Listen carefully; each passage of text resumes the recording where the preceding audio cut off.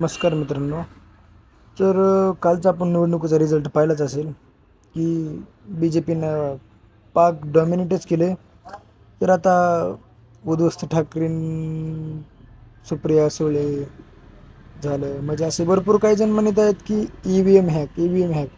अरे तुम्ही जरा थोडासा त्या ओमराजे निंबाळकर साहेबांचा खा थोडासा तुम्ही.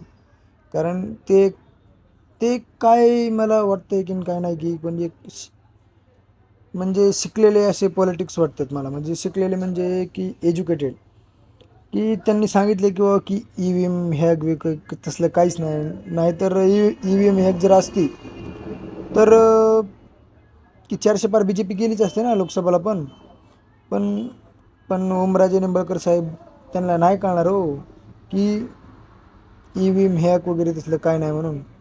आता त्यांचं कसं झालं आहे माहिती का?